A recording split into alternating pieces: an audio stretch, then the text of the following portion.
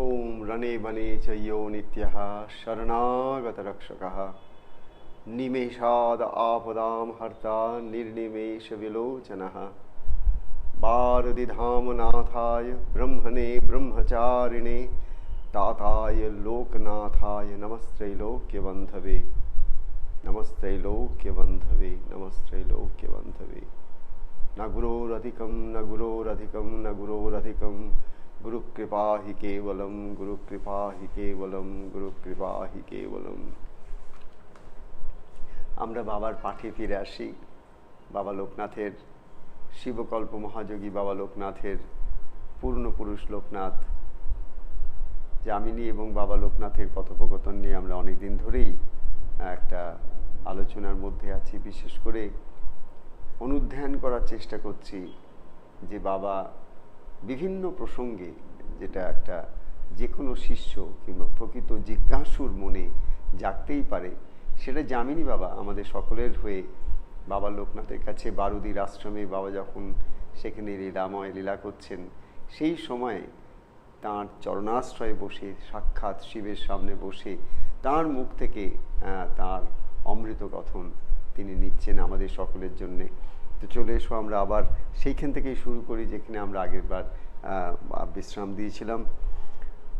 কথাটা ছিল এই যে ঈশ্বরও কিঞ্চিত তাপ ব্যথি রেখে সৃষ্টি করেন না, এ কথা বুঝলাম না।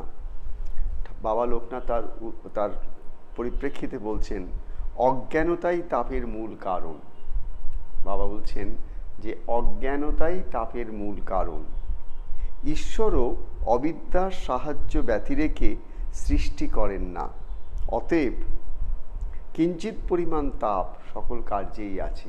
তার মানে দেখো, যেটা বাবা বলতে চাইছেন সেটা হচ্ছে যে এক নির্গুণ নিরাকার পরব্রহ্মস্বরূপ তিনি যখন তাঁর সেই একটা পিওর স্টেট অফ কনসিয়াসনেসের মধ্যে আছেন, যেখানে তিনি অদ্বয়, যেখানে তার কোনো দ্বিতীয় বলে কিছু নেই, এক তিনিই আছেন আর কিছু নেই, সেখানে সৃষ্টি নেই, সেই অবস্থায় everything is in it's absolute form. Consciousness is in absolute state, pure state. কিন্তু যে মুহূর্তে তার মধ্যে স্লাইটেস্ট, যেটা সায়েন্স অনেক সময় বলে থাকে, যদিও I don't know how far it's correct, সেটা হচ্ছে বিগ ব্যাং, বা আমরা যদি বলি যে ওমকার থেকে জগতের সৃষ্টি, কিন্তু ওমকারটা তো একটা শব্দ ব্রহ্ম। সেই ওম, যেটার মধ্যে একটা নির্গুণ নিরাকার ঈশ্বরকে আমরা দেখতে পাই, আবার সগুণ সাকার ঈশ্বরের যে একটা ম্যানিফেস্টেশন সেটাকেও দেখতে পাই। তো সেই ওমকার, সেও কিন্তু একটা শব্দ, যে মুহূর্তে একটা স্লাইট ট্রেমার হচ্ছে, সেখানে একটা ইক্ষণ হচ্ছে। সেই ইক্ষণটা কি? আমি এক, আমি দুই হব, একম এব বহুশ্যামা, আমি এক। কিন্তু হঠাৎ ঈশ্বর, যিনি এক অদ্বিতীয়, তিনি দুই হবার ইচ্ছা প্রকাশ করলেন। এই যে ইচ্ছাটা, এই ইচ্ছাটা ঈশ্বরের মধ্যে যে এলো, আমি এক দুই হব, দুই বলে কিছু হয় না, কিন্তু তবুও দুই হব, এই ইচ্ছা ওই অবস্থায়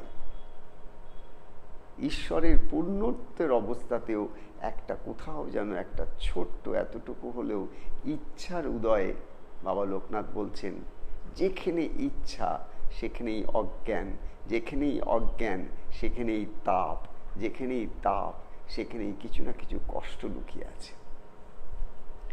অনেকে প্রশ্ন করে যে এমন সৃষ্টি কেন ঈশ্বর করলেন যার মধ্যে এত তাপ, যার মধ্যে এত কষ্ট, এত যন্ত্রণা, এত ব্যথা? সত্যিই কি এই কথাটাকে ভালো করে অনেকেই বলে, শুনেছি বহুবার, কিন্তু আমি প্রশ্নটা বারবার নিজের মনেও এনেছি।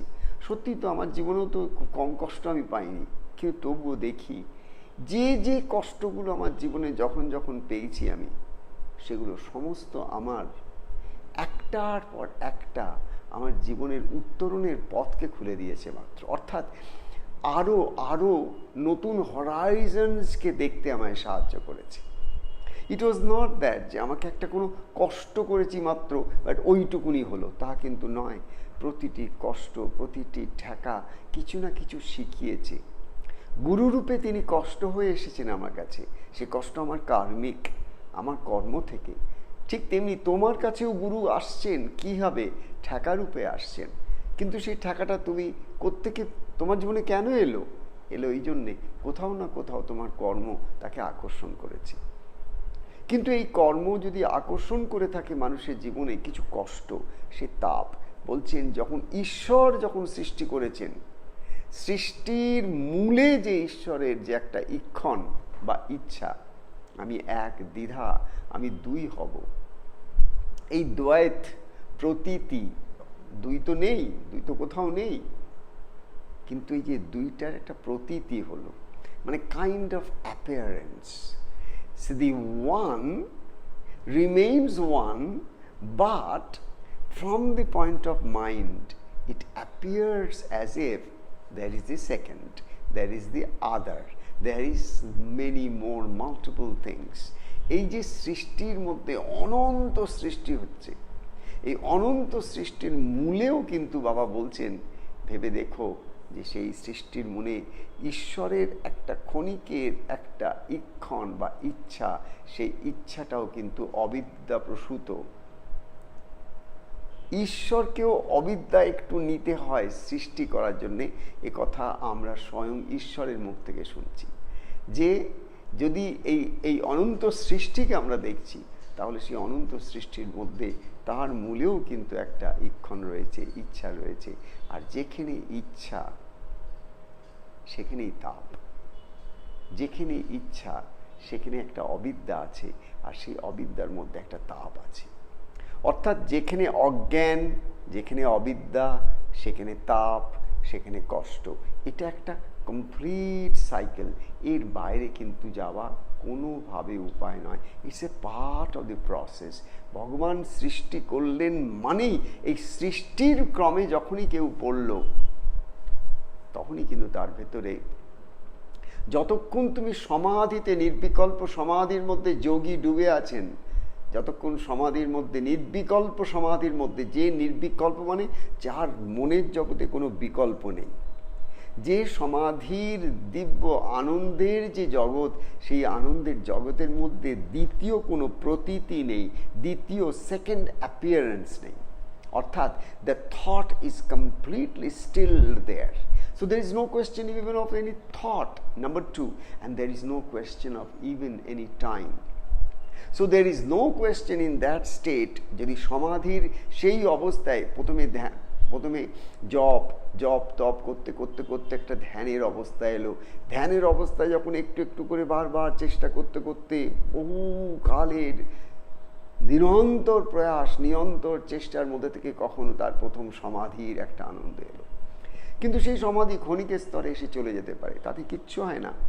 যোগীকে সেই সমাধিকেও আস্তে আস্তে সংস্কার করতে হয়। মানে আমাদের যেমন বদ অভ্যাস, ওটা যারা একটা সংস্কার বারবার করা হয়, তার থেকে আমাদের একটা সংস্কার আসে। যোগীকে আবার ঠিক রিভার্স, ওনাকে ওই সমাধির প্রজ্ঞার যে আনন্দ, সেই আনন্দটাকেও বারবার ছুঁয়ে আসতে হয়, বারবার তার মনটাকে নিয়ে তুলে নিয়ে চলে যেতে হয় সেই বিকল্প ভূমিতে যেখানে তিনি আছেন আর সাধক আছেন, আর কেউ নেই। কিন্তু সেটা তো একটা সম্প্রজ্ঞাত বা হোয়াট ইউ কল এ সবিকল্প সমাধি, তার মধ্যে একটা বিকল্প আছে। আর অর্থাৎ তুমি আছো, ঈশ্বর আছেন, তুমি আছো, তোমার গুরু আছেন, তুমি আছো, তোমার ইষ্ট আছেন, তুমি আছো। একজন কেউ আছে যে অবজার্ভ করছে, একজন কেউ আছে যে এক্সপিরিয়েন্স করছে। So always keep in mind, in that state of samadhi, as you move through the path of meditation, you gradually find that your brain waves are calming down, and as your brain waves calms down, your mind's thought process also slows down. When you have lesser number of thoughts in your mind, and the randomness in the thoughts are also gradually gone, and more focused thought process is coming towards your ishta or towards your guru or your mantra or whatever object of meditation you have selected, when the mind goes unified, খুব সুন্দর একটি তুলনা যেটা দেয়া আছে যে তৈল ধারাবৎ, দেখবে if you are trying to pour oil from one container to another container, when you pour the oil, it just flows down. There is no break anywhere. It's almost like you are just pouring oil from one container to the other. So also when you are gradually over a long period of daily meditation, as you try to slow down your brain and slow down your mind's thinking process, and as you allow the subconscious mind to gradually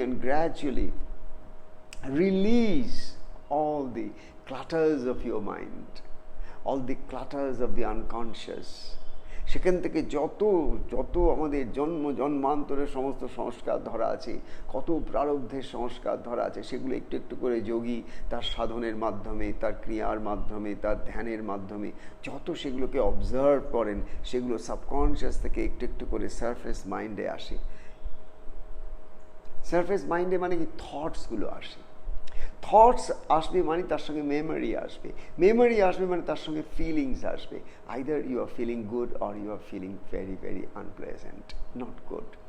So when you are basically sitting in your meditative posture, trying to go through the process of cleansing your mind, cleansing your body, cleansing the entire subconscious layers of your mind, then what happens? From different layers of your subconscious, different kinds of thoughts of the past, memories of the past, they gradually surface. এবং যখনই ওটা surface করছে, সেই সময় ধ্যানের প্রক্রিয়া অনুসারে তুমি যদি ওটাকে কোনো রকম বিচারের মধ্যে না যাও, তুমি যদি ওটাকে কোনো রকম উস্কানি না দাও, তুমি যদি ওটাকে কোনো রকমভাবে কমেন্ট্রি একটা প্যারালাল রান না করো যে ওটা কত ভালো কি মন্দ, কেন এরকম এলো, আমি তো এরকম নই, কেন এরকম ধরনের চিন্তা আসছে, হ্যাঁ এরকম চিন্তা তো আসারই কথা, এর আগে তো এরকম ঘটনা ঘটেছিল, এই ঘটনাটা তো ঠিক ঘটেনি, সে আমাকে কষ্ট দিয়েছিল, ইত্যাদি ইত্যাদি ইত্যাদি ইত্যাদি। যখনই তুমি ওই থট প্রসেসে একবার ঢুকে গেলে আনকনশিয়াসলি, ইউ আর সাকড। তোমার মেডিটেশনটা তখন কি হয়ে গেল? ডিস্টর্টেড হয়ে গেল, ডিস্ট্র্যাক্টেড হয়ে গেল, ওটা সরে গেল। একটা লক্ষ্য স্থির করে বসেছিলে যে আমি কেবল আমার মনটাকে আসা যাওয়া শ্বাসের পথে বসিয়ে কেবল শ্বাসটাকেই আমি দেখব, যাতে করে শ্বাসের মধ্যে মন দিতে দিতে মন শ্বাসের সঙ্গে যুক্ত হয়ে শান্ত হবে। মন যদি শ্বাসের সঙ্গে শান্ত হয়, তাহলে সেই সময় আমি ইষ্ট নাম জপ করতে করতে ইষ্টের যে কৃপা, গুরুর যে কৃপা, সেটাকে আমি অনুভব করব। এটা তুমি ভাবলে আর সব ডিস্ট্র্যাকশন চলে এলো। কিন্তু যখন সাধক কিংবা সাধিকা এইটাকে একটা চ্যালেঞ্জ হিসেবে নেয়, this part of it, I am just trying to release the past, এবং সেই রিলিজটা হবে কি করে? It has to leave you, it has to exit from your entire system. ওটা যদি তোমার সিস্টেম থেকে যদি বেরিয়ে না যায়, পার্জড আউট না হয়, তাহলে তো ওটা থেকে গেল। যতদিন পর্যন্ত তোমার ওই ওল্ড স্টেল ক্লাটার লাইক মেমোরিজগুলো তোমার সাবকনশিয়াস মাইন্ডে থাকবে, ততদিন similar such situations will recur and recur again. Part of the process of তাপ, part of the process of the entire creation. ক্রিয়েশনের মধ্যে আমার কি এলো? যে আমার মন বলে একটা জিনিস হলো। একটা অদ্বিতীয় সত্তায় যখন তুমি সমাধির মধ্যে ডুবে আছো, তখন তোমার কাছে মন নেই। মন কিসে লয় হয়ে গেছে? মন সেই পরমাত্মার স্বরূপের কাছে লয় হয়ে গেছে। তুমি আর আলাদা করে তোমার জন্য একটা আলাদা মন রাখতে পারছো না, যে মনটাকে নিয়ে তুমি চিন্তাগ্রস্ত হবে। তোমার কাছে যতদিন মন আছে, ততদিন তোমার একটা ব্যক্তি সত্তা আছে। সেই ব্যক্তি সত্তাতে মন চিন্তা করতে পারে। তুমি নিজেকে নিয়ে চিন্তা করতে পারো, আর 5 জনকে নিয়ে চিন্তা করতে পারো, 5টা বিষয়কে নিয়ে চিন্তা করতে পারো। তার জন্যে মন দরকার হয়, বুদ্ধি দরকার হয়, প্রাণ দরকার হয়, সর্বোপরি তোমার অভিমান, অহংকার দরকার হয়। So founded on this particular precept, যে there is something like ego, অহংকার বা একটা অভিমান বা আমি বোধ, একটা সেপারেটেড সেলফ, একটা সিউডো সেলফ, এইটা আমি যতক্ষণ ধরে আছি ততক্ষণ আমার জগতের মধ্যে এই কত রকম বৈচিত্র্য, আর তার মধ্যে বৈষম্য, আর তার মধ্যে ভেদ, তার মধ্যে বিভেদ, তার মধ্যে কত রকম দুঃখ, কষ্ট, জ্বালা, যন্ত্রণা, আর কখনো কখনো অনেক সুখ, part of the entire process. বাবা বলছেন একটু হলেও ঈশ্বরকে, অবিদ্যা একটুখানি অ্যাজিউম করতে হয়। কিন্তু ঈশ্বরের নেওয়া অবিদ্যা আর একটা সাধারণ জীবের নেওয়া অবিদ্যা, দুটো কিন্তু কখনো যেন আমরা এক করে না ফেলি, যে ঈশ্বর একটুখানি অবিদ্যা নিয়েছেন সুতরাং তার একটু কষ্ট থাকবে, তাহলে ঈশ্বরের একটু কষ্ট। না, তিনি কষ্টের বাইরে, তিনি নির্লেপ, তিনি নির্লিপ্ত। সব কিছুর মধ্যে তিনি ওতপ্রোত হয়ে থাকলেও সব কিছুর থেকে তিনি স্বতন্ত্র। এই যে ঈশ্বরীয় সত্তাটাকে তোমাকে যদি বুঝতে হয়, তাহলে তোমাকে তোমার নিজের সত্তা দিয়ে বুঝতে হবে। তুমি যদি বুঝতে চাও ঈশ্বর একটা something in the clouds, the big beard and all that, তাহলে আলাদা কথা, কিন্তু জিনিসটার কিচ্ছু নয়। তোমার নিজের সত্তার যত কাছে যাবে তত তুমি ঈশ্বরকে চিনতে পারবে। তুমি তোমার নিজের এই যে দেহ, মন, এই যুক্ত যে একটা স্বরূপ, এইটার মধ্যে যতক্ষণ যুক্ত হয়ে থাকবে, আমরা যে যতদিন এটার মধ্যে যুক্ত হয়ে থাকবো ততদিন আমাদের সংসার রইল। এই দেহ মন রূপী সংসার আমাকে সব কিছুর মধ্যে ইনভলভ, এঙ্গেজড করেই রাখবে। আর যত আমি এই সংসারের মধ্যে ইনভলভ, এঙ্গেজ থাকবো, তত দিন পর্যন্ত ধরে নাও continually you will go through cycles and bouts of this, একটুখানি সুখ এতটা দুঃখ, একটুখানি সুখ এতটা দুঃখ, এই করতে করতে করতে করতেই এগোনো। এটা হচ্ছে একটা মনের অবস্থা, যে মনটা identified with the body and mind. But if you can take the mind from the body, and if you can gradually go back to the mind and its essence or its source or its root, অর্থাৎ তোমাকে এটা কি যোগের ভাষায় কি বলা হয়, প্রত্যাহার। অর্থাৎ এই সমস্ত সেন্স পারসেপ্টার্স, আমাদের যেগুলো ইন্দ্রিয়গুলো আছে, চোখ, কান, নাক, ত্বচা, জিহ্বা, এই সমস্ত যে ইন্দ্রিয়গুলো আছে, রূপ, রস, শব্দ, স্পর্শ, গন্ধ, এই যে বিষয় আছে, এর যে ইন্টারাকশনস, এই ইন্টারাকশনটাকে আমি যদি রিভার্ট করে দিই, যে আমি বাইরে দেখছি, আমি বাইরে দেখবো না, চোখ বন্ধ করলাম, এবার আমি ভেতর দেখবো, দেখো এটা রিভার্ট হয়ে গেল।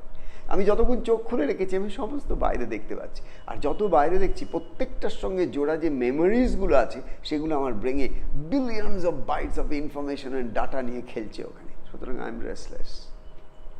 কিন্তু আমি যেই চোখটা বন্ধ করে দিলাম, দেখো billions of bytes of information, data কিন্তু আর ঢুকতে পারছে না, আমার চোখ দিয়ে ঢুকছিল, ব্রেনে যাচ্ছিল, ওখানে সমস্ত রকম কাজকর্ম চলছিল, প্রসেসিং চলছিল, ঠিক এটা কম্পিউটারের মতন। কিন্তু যেই আমি চোখটাকে বন্ধ করে দিলাম, তখন আমি আর রূপ দেখতে পাচ্ছি না। আস্তে আস্তে করে এই রূপকে যদি আমি আমার ভেতরে আমার ইষ্টের রূপ দর্শনের জন্য ব্যবহার করি, তাহলে এটা কি হলো, প্রত্যাহার হয়ে গেল। অর্থাৎ তুমি বহির্মুখী তোমার যে বৃত্তি, সেই বহির্মুখী বৃত্তিকে অন্তরাবৃত্ত করলে, অর্থাৎ তুমি তাকে রিট্রিট ব্যাক করালে। Now you are calling for that outbound energy that is dissipating, moving out from all your sense perceptors, you are calling them back into your self. So যে চোখ যেটা রূপ দেখতে ভালোবাসে, তুমি চোখকে বললে এত তো রূপ দেখলি, তাতে কি তোর তৃপ্তি এসেছে? রূপ কি তোকে সুখ দিতে পেরেছে? রূপের মধ্যে কি তুই সত্যি সুখ পেয়েছিস? যদি সুখ পেয়ে থাকিস তাহলে তুই কিন্তু রূপেই থেকে যা। কিন্তু আজ অবধি কেউ রূপের মধ্যে সুখ খুঁজে পায়নি। যদি রূপের মধ্যে সুখ কেউ সেইভাবে খুঁজে পেত, তাহলে কেউ অরূপকে পাওয়ার জন্য সাধনা করত না। যদি ইন্দ্রিয় দিয়ে আমরা সুখ, শান্তি, আনন্দকে ধরতে পারতাম, ইন্দ্রিয়গুলো দিয়ে যদি সুখ, শান্তি, আনন্দকে যদি ধরতে পারতাম একবার, তাহলে কেউ অধরাকে ধরার চেষ্টা করত না। তিনি অধরা, যাকে ধরা যায় না, তবুও মানুষ যুগে যুগে যুগে যুগে সেই অধরাকে ধরার জন্যে পাগল হয়ে যায়। একটা একটা কৌপিন অবলম্বন করে ঘর সংসার অঢেল সম্পত্তি, কত আকর্ষণ, কত সুখের সম্ভার সব পেছনে ফেলে সে কোথায় চলে যায়? কিসের? সেই অরূপের রূপ দর্শন করার জন্যে, সেই অধরাকে ধরার জন্যে। সব অনুভূতির যিনি অনুভোক্তা আমার ভেতরে, সব অনুভূতির যিনি অনুভোক্তা, অর্থাৎ আমি যে অনুভূতিগুলো করি, এক্সপিরিয়েন্সেসগুলো করি, সেই এক্সপিরিয়েন্সগুলো কে করে? আমার মধ্যে কে করে? আমি করি, কিন্তু সে আমিটা কে? কে এই আমি যে এই যে বলছি আমি অনুভব করলাম, আমি অনুভব করলাম, এই আমি কে? দেখবে এই অনুভব করার যিনি অ্যাকচুয়াল যিনি করেন তিনি হচ্ছেন অনুভোক্তা। আমার মধ্যে সে আত্মারূপে তিনি আছেন যিনি সব কিছুকে অনুভব করেন, তিনি অনুভোক্তা। আবার অনুভব করেন ঠিকই, কিন্তু করেও কিন্তু সম্পূর্ণ তিনি আলগা, কোনো কিছুর সঙ্গে লিপ্ত নন। সুখ দুঃখ হাসি কান্না সব কিছু সৃষ্টির একটা অদ্ভুত রহস্য, যার মধ্যে দিয়ে আবার একটা পথও সৃষ্টি করে রেখেছেন ঈশ্বর। একটা দিক দিয়ে তিনি ওই ওপর থেকে এক থেকে বহু হলেন, আবার পথ সৃষ্টি করেছেন এই বহুত্ব থেকে একত্বের দিকে আবার যাওয়ার পথ। এই যে যত সাধক সাধিকাকে দেখো, তারা এই বহুত্ব থেকে আবার একের সঙ্গে মিলিত হবার জন্য প্রচেষ্টা তাদের। আবার তারা সেই এক হতে চায়। যখনই তারা এক হতে চায় তখন তাদের কি হয়? একটা না একটা সময় তাদের জীবনে গুরু আসেন। গুরু এসে কি দেখান? গুরু তাকে দেখান, ওরে দুই নেই এক আছে, দুই নেই এক আছে। শ্রীরামকৃষ্ণদেব আর তৈলঙ্গ স্বামীর ছবি আছে তৈলঙ্গ মঠে, বেনারসে কাশিতে, যে ঠাকুর গিয়ে জিজ্ঞাসা করছেন দুই, তৈলঙ্গ স্বামী বলছে এক। দুই কখন? যখন মন আছে। এক কখন? যখন মন নেই। দুই কখন? যখন সংসার আছে। এক কখন? যখন সংসার নেই। দুই কখন? যখন সৃষ্টি আছে। এক কখন? যখন সৃষ্টি নেই।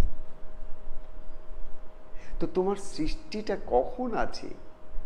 গভীর নিদ্রার মধ্যে, যখন তুমি গভীর নিদ্রায় আচ্ছন্ন। It's a kind of A darkness, it's a kind of a complete unconsciousness kind, but you're not totally unconscious, but it's a kind of a total dark unconscious state. ওই স্টেটে কোথায় সৃষ্টি, কোথায় টাইম, কোথায় space? So even in deep sleep state, you go into a dimension of like soul where there's no time and no space, because you don't have any kind of experience there. You don't even know anything about you. You don't know about your body, you don't know about your mind, you don't know about your memories, you don't know about thoughts. You don't know what time it is, you don't know where you are, which part of the world you are. Nothing. It's a complete dark zone. Deep sleep is one such experience where you transcend kind of time space dimension.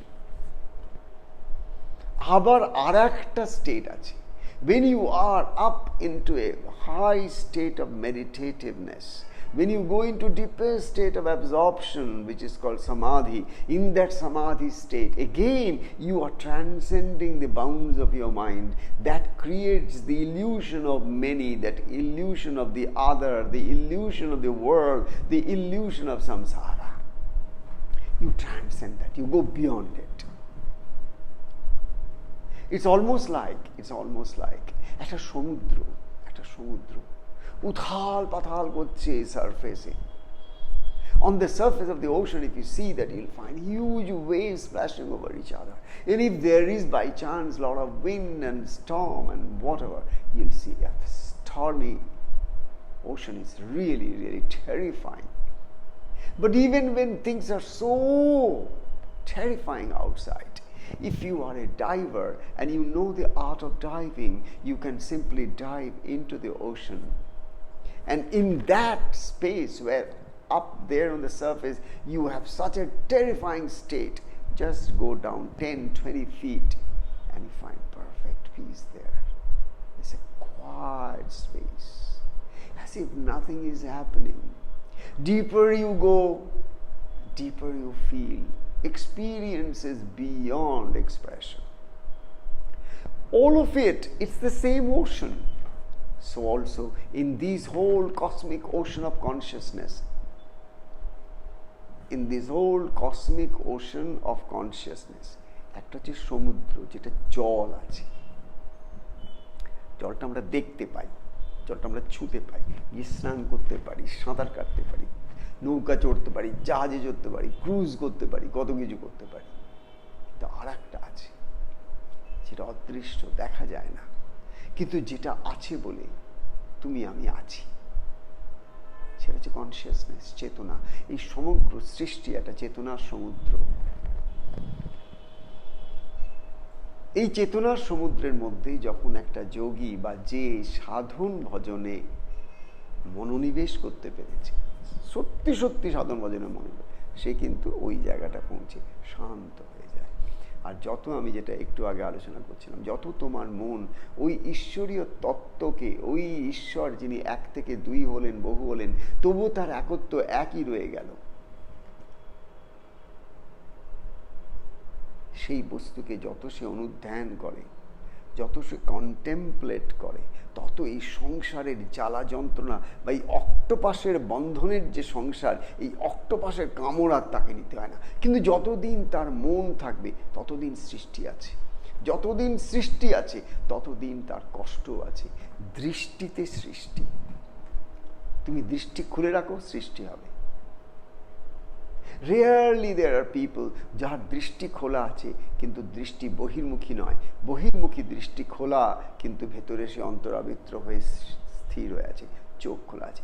বাবা লোকনাথের চোখ সবসময় খোলা থাকতো, তিনি অপলক ছিলেন, নিদ্রাজিত ছিলেন, কিন্তু তার চোখ সবসময় খোলা আছে, কিন্তু তিনি নিত্য সিদ্ধ, নিত্য যুক্ত, নিত্য বুদ্ধ স্বরূপে স্থিত হয়ে আছেন। সকলের সঙ্গে ইন্টারাক্ট করছেন, খোলা চোখ সব সময়, কিন্তু তবুও কিন্তু খোলা চোখে তিনি দ্বৈত আর এই অনেকের আভাস দেখছেন না, সেই একেরই বৈচিত্র্যময় খেলা, তার লীলা দেখছেন। তিনিও তার মধ্যেই আছেন, সেই বিরাট চৈতন্যের সমুদ্রের মধ্যে তিনিও সকলের সঙ্গে মিলেমিশে খেলাধুলা করছেন, দ্বৈত আভাসী। তিনি ভালো করে জানেন এটা আভাস। যেমন যে প্রকৃত মরীচিকা কি জিনিস জানে, যে ডেজার্টসে, মরুভূমিতে মরীচিকা দেখেছে, অনেক সময় দেখবে গাড়ি করে যাবে, পিচের রাস্তার অনেক দূর থেকে দেখবে পিচের রাস্তা, যেন অনেকটা জল পড়ে আছে, কিন্তু যত এগোবে গাড়ি, যত এগোবে তুমি দেখবে ওই জলও এগোচ্ছে।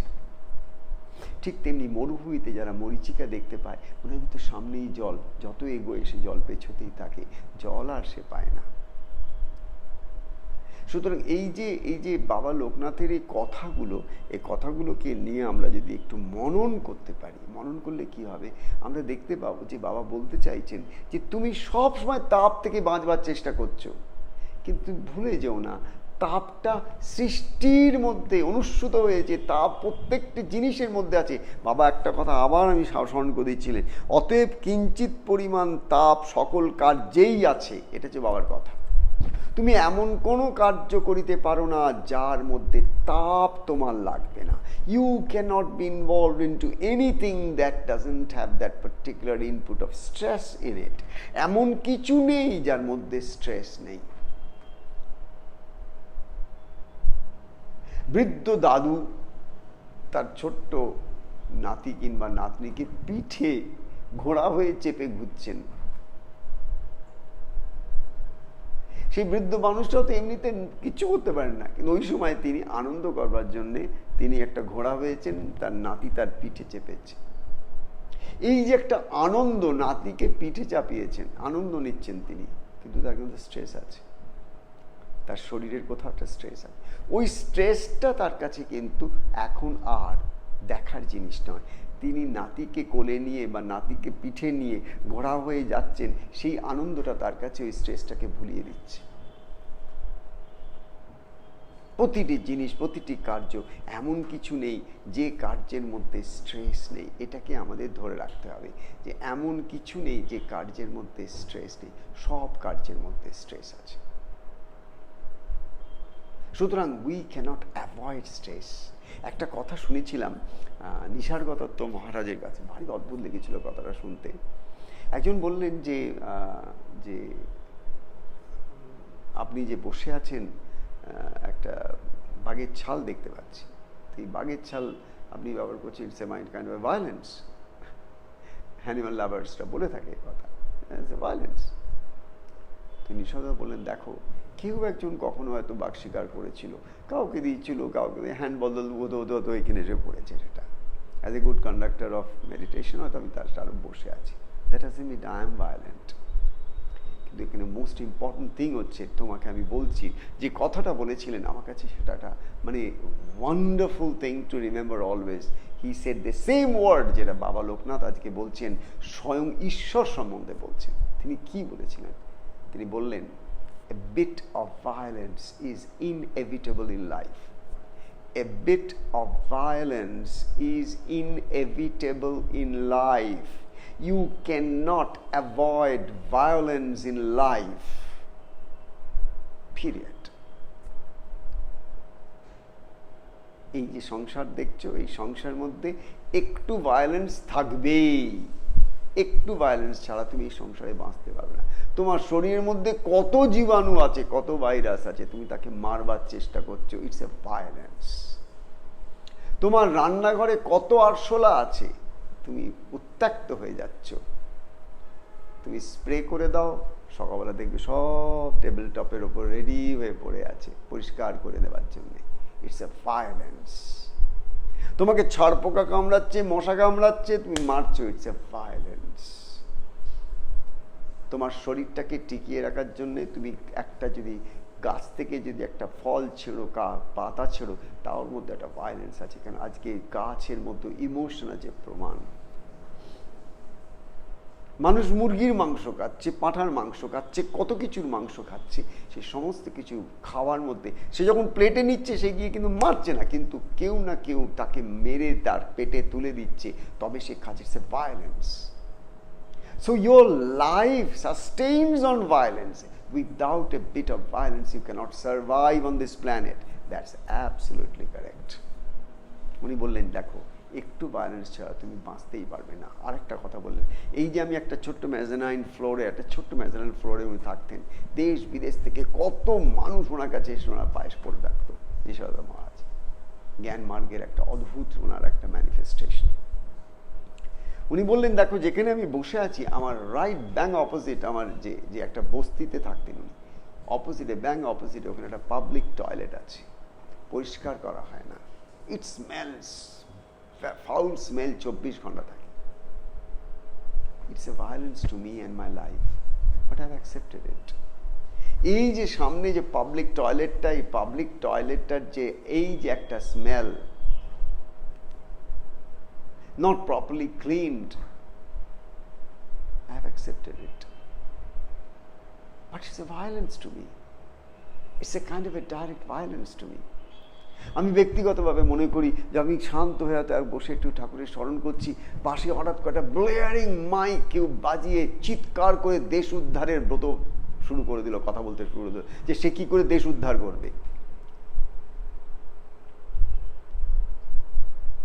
কোনো একটা রাজনৈতিক পার্টি চিৎকার চেঁচামেচি শুরু করে দিল, হুলুস তুলু মাচিয়ে দিল, কি তাদের বক্তৃতা, তুমি খান হয়ে গেল, তোমার পিসটা একদম ভেঙে চুরমার। It's a violence, because you have been made a captive audience. You don't want to listen to all this rubbish, but you have to, being a part of this society, you have to take the burden of this rubbish of this society.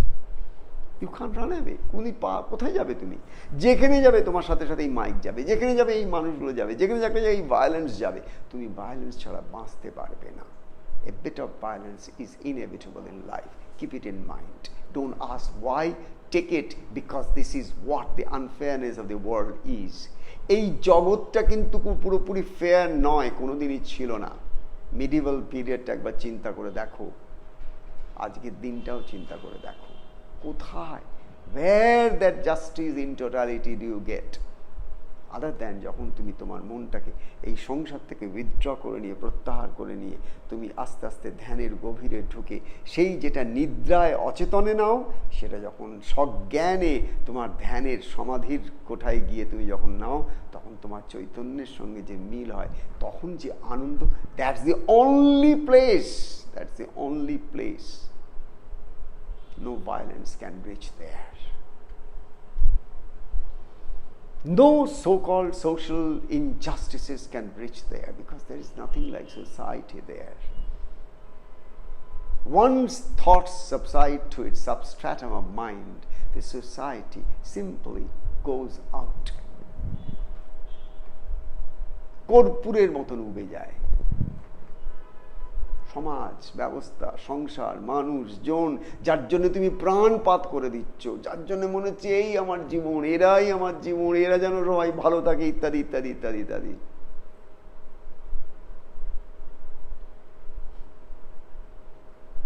যতই করো অস্থিরতা বাড়বে, স্থিত হবে না।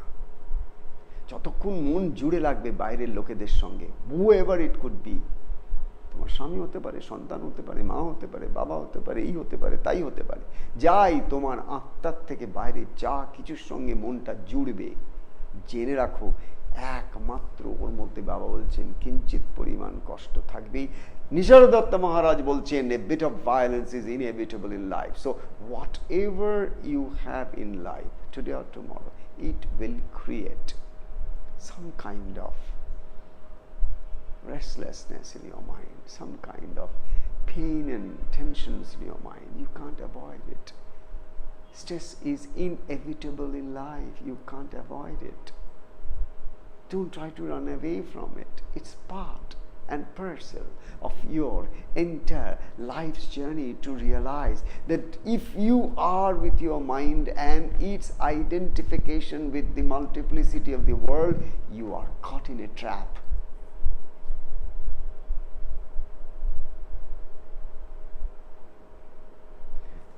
তাই কিঞ্চিত পরিমাণ তাপ ছাড়া ঈশ্বর সৃষ্টিও করেন না। বলছেন কিঞ্চিত পরিমাণ তাপ সকল কার্যেই আছে। দিয়ে বাবা বলছেন যে, জিজ্ঞাসা করছে গুরু কে? বাবা বলছেন ঠেকা। যে স্থানে ঠেকে, যে স্থানে ঠেকে সে সেই স্থানে শিক্ষা পায়। যাহার আদেশ তুমি অনুসরণ করো তিনিই তোমার গুরু। যাহার আদেশ তুমি অনুসরণ করো তিনিই তোমার গুরু। এটা হচ্ছে বাবার গুরু সম্বন্ধে উনি বলছেন। অর্থাৎ গুরু মানে তিনি যার আদেশ তুমি অনুসরণ করো। গুরু মানে তিনি যার আদেশ তুমি অনুসরণ করো। অর্থাৎ এমন কেউ একজন যে তোমার মেন্টর, যে তোমার গাইড, যে তোমার ফ্রেন্ড, যে তোমার ফিলসফার, যে তোমার কম্পাস জীবনের, যে তোমার কম্পাসটা তুমি হারিয়ে ফেলেছো, যে ফিরে এসে তোমাকে তোমার কম্পাসটাই তোমার হাতে ধরিয়ে বলে, my child, look at this, this is north. So until unless you keep your mind to the north, that means until unless you set your mind towards that particular north direction, single pointed devotion toward God, single pointed devotion toward truth, single pointed devotion towards that pure consciousness, তুমি তোমার যতক্ষণ না সেই আত্মচৈতন্যের দিকে এগিয়ে যাবে, that's the north direction. ওটাই হচ্ছে তোমার কম্পাসের কাঁটা দেখাচ্ছে। You move towards your own inner state of bliss. ওই যে গুরু তোমাকে কম্পাসটা দিলেন, তার মানে তিনি একটা পথ দেখালেন। যে মুহূর্তে তিনি পথ দেখালেন, আর তুমি যদি সেই পথটাকে তোমার ব্যক্তিগত জীবনের ফিরে যাওয়ার পথ, অর্থাৎ তোমার সেই পরম চৈতন্যে ফিরে যাবার, তোমার সেই ঈশ্বরের কোলে ফিরে যাবার পথ হিসেবে যদি চিনতে পারো, গুরু তো চেনাবেন, কিন্তু তুমি চিনবে কিনা তার ঠিক নেই। তা না হলে গুরু তো একসঙ্গে হাজার লোককে চেনাবার চেষ্টা করেন, তাহলে আর কখনো একটা কখনো দুটো চেনে, বাদ বাকি চেনে না কেন? যদি তুমি গুরুর আদেশকে অনুসরণ করো, যদি তুমি গুরুর আদেশকে অনুসরণ করো এবং জীবনে যত বাধা বিঘ্ন, বড় বড় যে রোলার কোস্টারের মধ্যে দিয়ে তিনি মাঝে মধ্যে নিয়ে যান, সেগুলো সমস্ত গুরুর দেওয়া বা তোমার কর্মের দেওয়া শিক্ষার পদ্ধতি ছাড়া যারা আর কিছু যখন তুমি চিন্তা করো, আমার জীবনে এত বড় একটা দুর্ঘটনা ঘটলো কেন, আমার জীবনে এরকম একটা ভুল হয়ে গেল কেন, আমার জীবনে এরকম একটা ভুল আমি কেন করে ফেললাম, ইত্যাদি ইত্যাদি ইত্যাদি, তার পরিপ্রেক্ষিতে আমার জীবনটা কোন জায়গায় এসে চলে এসছে আজকে, বা হোয়াট এভার, যা কিচ্ছু মনের মধ্যে আনবে ওই সমস্ত কিন্তু তাপ ছাড়া কিচ্ছু নয়। আর তুমি যদি ধরে নাও ভুল ত্রুটি বলে কিছু নেই, শিক্ষা বলে আছে। তুমি যে ভুলটাই করেছিলে সে ভুলটা তো তোমাকে আরো সুন্দর একটা অবস্থায় নিয়ে যাওয়ার জন্যে তোমার কর্ম করিয়েছে, যাতে করে ওই কর্মটা তুমি আর কোনোদিন না করো। ভুল তো কেবল শুধরে নেবার জন্যে, ভুল তো কেবল ওপরের সিঁড়িতে ওঠার জন্যে, ভুল তো কন্ডেম করার জন্যে নয়, নিজেকে বেলিটল করার জন্যে নয়, নিজেকে রসাতলে দেবার জন্যে তো আর ভুল কেউ করে না। ভুল করে মানুষ শেখার জন্যে, ভুল করে সংশোধন করার জন্যে, ভুল করে উচ্চতর একটা অবস্থায় পৌঁছাবার জন্যে। কেননা প্রত্যেকটা চোরের মধ্যে একটা সাধু আছে, যেমন প্রত্যেকটা সাধুর মধ্যেও একটা চোর আছে, ঠিক তেমনি প্রত্যেকটা চোরের মধ্যেও একটা সাধু আছে।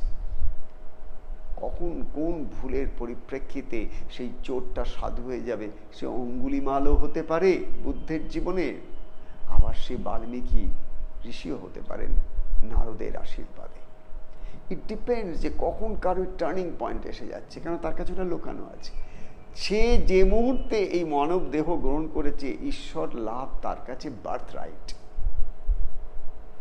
সুতরাং এমন কোনো ভুল নেই যেটাকে নিয়ে তুমি নিজেকে সেলফ কন্ডেমনেশনে, সেলফ গিল্ট, সেলফ শেমে ভুগবে years after year. This is pathetic, এটা ঠিক নয়। ভুল করেছো, সো হোয়াট, শিখেছো, ঠেকেছো, শিখেছো। গুরু তো, ভুল তো তোমার গুরু, ও তো এসছে তোমাকে শেখাবার জন্যে, ও তো তোমাকে কন্ডেম করতে আসেনি, ও তো তোমাকে পাপী বলতে আসেনি, ও তো তোমাকে চিরকাল তাপে ডুবিয়ে রাখতে আসেনি। ভুল এসেছে তোমার জীবনে এই জন্যে, ওই ভুল ত্রুটির মধ্যে দিয়ে একটু একটু করে তুমি নিজের কাছে, নিজেকে সংশোধিত একটা সত্তার কাছে আসতে পারবে। ভুল মানুষকে একটু একটু করে অনেক একটা উন্নত অবস্থায় নিয়ে যেতে পারে। মানুষই তো ভুল করে, পশু পাখি, কীট পতঙ্গ, পাথর, ফুল, গাছ, এরা তো ভুল করে না। এরা যা করে তাই করে, প্রকৃতির মধ্যে দিয়ে ওরা করে, ইনস্টিংটিভলি করে। All emotions in their world is instinctive. মানুষের তা নয়, মানুষের কাছে অ্যাওয়ারনেস আছে। মানুষ জেনে শুনে একটা মানুষকে হত্যা করতে পারে, আবার না জেনেও হত্যা করতে পারে। মানুষের কাছে একটা আলাদা ডাইমেনশন অফ কনসিয়াসনেস আছে। সুতরাং এই যে বাবা বললেন না, ঠেকা, জীবনের সব বিঘ্নগুলোকে, জীবনের সমস্ত তাপগুলোকে, জীবনের সমস্ত কষ্টগুলোকে একমাত্র ঠেকা বলে দেখবে। ও এসেছে তোমার কাছে গুরুরূপে কিছু শিক্ষা দিতে এসেছে। ঠেকা যদি গুরু হয়, অর্থাৎ বিঘ্ন যদি গুরু হয়, তাহলে বিঘ্ন আবার বিঘ্নেশ্বরা। রণে বনে জলে জঙ্গলে বিঘ্ন হইলে কি হবে? আমাকে স্মরণ করিস, বিঘ্ন হইবে না। তার মানে যে মুহূর্তে তোমার বিঘ্ন হচ্ছে, তুমি মনের জগতে আছো, কিন্তু মনকে তুলে নিয়ে গিয়ে আত্মার সঙ্গে যুক্ত করে দাও, আর সমস্যা নেই। আমাকে স্মরণ করিস, আমি কিন্তু বাবা লোকনাথকে, বাবা লোকনাথ বলে কোনো কথা নয়, তোমার আমির কথা বাবা বলছেন। তোমার মধ্যে যে ব্রহ্মস্বরূপ আমি আছেন, যে ব্রহ্মশক্তি আছেন, তোমার যে আত্মার স্বরূপ আছে, তুমি সেই উইটনেসিং সেলফের কাছে যদি একবার চলে যেতে পারো, তাহলে তোমার কিন্তু কোনো সমস্যা থাকবে না। রণে বনে জলে জঙ্গলে যে অবস্থায় থাকো, যতক্ষণ মনে আছো ততক্ষণ সংকট। একবার মনটাকে নিয়ে মনের মনীষী অর্থাৎ ঈশ্বরের কাছে দিয়ে দাও। তোমার ভেতরে যে ঈশ্বর আছেন তার কাছে তুমি দিয়ে দাও, যে রূপেই তুমি তাকে ডাকো একবার দিয়ে দাও, দেখবে তিনি লোকনাথ, তিনি শিব, তিনি কৃষ্ণ, তিনি কালী, তিনি কি নন কি, তিনি অ্যাকচুয়ালি তুমি তিনি, তুমি তিনি, তিনি তুমি। এটা হচ্ছে আলটিমেট। আমাদের হিন্দু শাস্ত্রের এইটাই বিউটি। আমরা পাথর পুজো থেকে শুরু করে, ভূত পুজো থেকে শুরু করে, গাছপালার পুজো থেকে শুরু করে, প্রকৃতির প্রত্যেকটা পুজো থেকে শুরু করে, আলটিমেটলি কিন্তু আত্মপূজায় চলে যায়। একটা উপনিষদ আছে, আত্মা পূজা উপনিষদ, আত্মা পূজা Upanishad. The slokas basically talk about how you basically continually are worshiping yourself. How you can transcend the bounds of your mind through self-worship. Not worshipping God, not worshipping something else. তো এইখানে বাবার এই কথা দিয়ে আজকে তাহলে আস্তে আস্তে করে আমরা আজকের ইতি টানবো। যে বাবা বলছেন যে গুরু কে না, গুরু হচ্ছেন ঠেকা। যে যে স্থানে ঠেকে সে সেই স্থানেই শিক্ষা পায়। এটা একটা অদ্ভুত জিনিস। একটা বই পড়লে তুমি শিক্ষা পাও, এ কথাটা কিন্তু বাবা বললেন না। যে শাস্ত্র পড়ে সে শিক্ষা পায়, এটা কিন্তু বললেন না। যে শাস্ত্র পড়ে সে পণ্ডিত হয়, এটা সত্যি কথা। যে শাস্ত্র পড়ে সে পণ্ডিত হয়, কিন্তু শিক্ষা পায় না। শিক্ষা পেতে গেলে ঠেকতে হবে। শিক্ষা পেতে গেলে ঠেকতে হবে, অর্থাৎ শিক্ষা পেতে গেলে তোমাকে নিজে এক্সপিরিয়েন্স করতে হবে। It has to be a first hand experience of your own inner life. It has to come deep inside of you. It has to become your personal experience. Then and then alone you have learned something. Otherwise it will be a bite of information, data into your brain, and your brain is already stuffed with millions and trillions of bytes of information. It's not going to make any difference to your life. True difference to your life will only come when you experience something deeper inside of you. তোমার ভেতরে যখন তুমি deeply কিছু experience করো, then the transformation starts. ঠেকা, যে যেখানে ঠেকে সেই স্থানে শেখে। সেই স্থান, সেই কাল, সেই পাত্র তোমাকে শিক্ষা দেয়। তুমি যে মানুষটার কাছে ঠেকে যাও, যে মানুষটার মাধ্যমে ব্যথা পাও, যে মানুষটা তোমাকে একটা চরম কষ্ট দেয়, সে তোমাকে শিক্ষা দেয়। সংসারের ক্ষণভঙ্গুরত্বটাকে সে দেখাতে চেষ্টা করছে। তুমি তো দেখতে রাজি নও না, তুমি তো সংসারটাকে একেবারে সব দিক থেকে মাখামাখি করে ভোগ করতে চাও। সে এসে তোমাকে বারবার আঘাত দিয়ে ঠেকা সৃষ্টি করে তোমার মধ্যে, যাতে করে তুমি জেগে উঠে দেখো যে না, সংসারটা হচ্ছে একটা স্টেট অফ ইমপারমানেন্স। এটা যেন সেই আমাদের ওই একটু আগে আমি যেটা বলছিলাম, মরুভূমির মধ্যে একটা মরীচিকার মতন। জল জল জল, ভীষণ তৃষ্ণার্ত আমি, সুখ সুখ সুখ, ভীষণ তৃষ্ণার্ত আমি, সুখের তৃষ্ণায় আমি মরছি। আমি সংসার সৃষ্টি করেছি একটু সুখ লাভ করার জন্যে, কিন্তু এই সংসারের সুখ একটা মানুষ কোনোদিন সুখী হলো না। তার কারণ মরুভূমির মরীচিকার জল আর সংসারের সুখের সুখ একই বস্তু, ইলিউশন ছাড়া কিছু নয়। ঠেকা গুরু, এর থেকে ভালো এক্সপ্লেনেশন আর পাবে? বাবা বলছেন ঠেকাই গুরু। আর প্রত্যেক মানুষ ঠেকতে চায় না। বাচ্চা ছেলেটাকে শেখাচ্ছে তুই এমন করে থাকবি যেন কোথাও যেন না ঠেকতে হয় তোকে, যাতে করে তুই একটা মূঢ় ফুল হয়ে থেকে যাস সারা জীবনে। আরে ঠেকবি না তো শিখবি কি করে? না, বাবা বলছেন, মা বলছেন যে না, যা ঠেকবার আমি ঠেকেছি, তোর যেন কোথাও কোনো বিঘ্ন না হয়, তোর যেন কোথাও ঠেকতে না হয়। বাবা তুই এখান থেকে একদম সোজা আমেরিকা যাবি, সোজা একদম টপ অফ দি ইউনিভার্সিটির টপার হবি, সোজা সব থেকে বেশি কোটি টাকার একটা মাইনে পাবি, সব কিছু একদম বিঘ্নহীন ঠেকাহীন থাকবে তোর জীবনে, যাতে করে ডাম ফুল হতে পারিস। যা ঠেকবার আমি ঠেকে নিয়েছি। মা বলছেন যা ঠেকবার আমি ঠেকে নিয়েছি। বাবা বলছেন সন্তানকে বলছে তোকে যেন ঠেকতে না হয়, ঠকতে না হয়। ওগো, না ঠকলে কেউ আজ অব্দি শেখেনি। বাবা মাও যেটুকু শিখেছে ওই ঠেকে ঠকেই শিখেছে, সন্তান ওই ঠেকে ঠকেই শিখবে, এর বাইরে কোনো পথ নেই। মানুষ যদি 4টে বই পড়ে বিদ্বান হতে পারতো, তাহলে আর বাবা লোকনাথ, রামকৃষ্ণের মতন মানুষের কাছে লক্ষ লক্ষ কোটি কোটি মানুষ পায়ের তলায় পড়ে থাকতো না। সবাই তাহলে বিদ্বানগুলোর পায়ে পড়ে থাকতো। বিদ্বানগুলোর পায়ে কেউ পড়ে না, পরে এই নিরক্ষর রামকৃষ্ণের পায়ে, পরে এই নিরক্ষর শ্রী শ্রী লোকনাথ ব্রহ্মচারীর পায়ে, যারা পড়াশোনার ধার ধারেনি, কিন্তু এমন একটা কিছু পড়েছেন যেটা 2টো লাইন ওপর থেকে সবাই পড়ে, কিন্তু তার ভেতরে যে একটা স্পেস আছে, সেই স্পেসে কিচ্ছু কেউ দেখতে পায় না। সেই পড়াটা পড়ে, তারপরে সে দেখতে পায় সত্য কি, মিথ্যা কি, নিত্য কি, অনিত্য কি, সংসার কি, সার কি। তাই ঠেকাকে কখনো অ্যাভয়েড করো না। নিজে ঠেকো, শেখো, বাচ্চাও ঠেকুক, শিখুক, তবে যে মানুষ হবে। 4টে বই পড়ে আর 4টে ইউনিভার্সিটি থেকে 4টে ডিগ্রি নিয়ে আর 4টে চাকরি নিয়ে আর ভুড়ি ভুড়ি টাকা নিয়ে মানুষ হবে না। ইউ ক্যান বি রেস্ট অ্যাসিওরড, মানুষ হবে না সে। মানুষ হতে গেলে ঠেকতে হবে, কেননা ঠেকাই করুন। জয় বাবা লোকনাথ, জয় বাবা লোকনাথ, জয় বাবা।